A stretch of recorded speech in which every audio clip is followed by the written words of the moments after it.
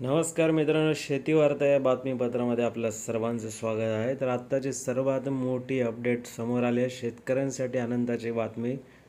शेतकऱ्यांना आता वर्षाला 15,000 रुपये मिळणार. मुख्यमंत्र्यांची घोषणा. PM किसानचे पैसे आता खात्यात येणार आहेत. तर मित्रांनो, या योजनेचा आता शेतकऱ्यांसाठी मोठा फायदा होणार आहे. परिणामी राज्य सरकार देखील आपले पैसे यात देत असून त्यात वाढ देखील केली जाईल. त्यामुळे वर्षाला आता 15,000 रुपये हे शेतकऱ्यांना मिळणार असल्याची मोठी घोषणा राज्याचे मुख्यमंत्री देवेंद्र फडणवीस यांनी केली आहे. प्रधानमंत्री किसान सन्मान निधीचा 19वा हप्ता पंतप्रधान नरेंद्र मोदींच्या हस्ते वितरण होत आहे. नागपूरच्या वनामती सभागृहात हा कार्यक्रम पार पडत असून या ठिकाणी बोलताना मुख्यमंत्री देवेंद्र फडणवीस यांनी बोलताना ही घोषणा केली आहे. तर मी मुख्यमंत्री असताना कृषी क्षेत्रात अनेक काम केले. त्यात जलयुक्त शिवार, नानाजी देशमुख कृषी संजीवनी योजना आणली. आता त्याचा दुसरा टप्पा सुरू होतोय. पूर्ण विदर्भ मराठवाडा यात समाविष्ट होईल.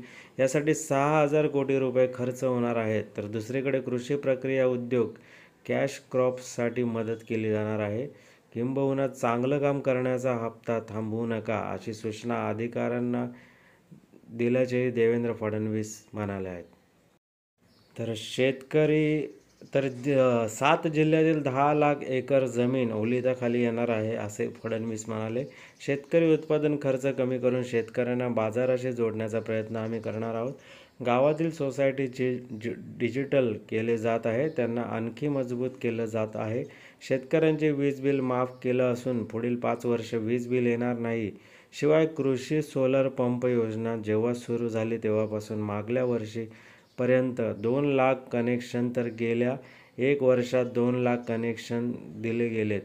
त्याचा पूर्ण देखरेख इन्शुरन्स आमच्याकडे आहे.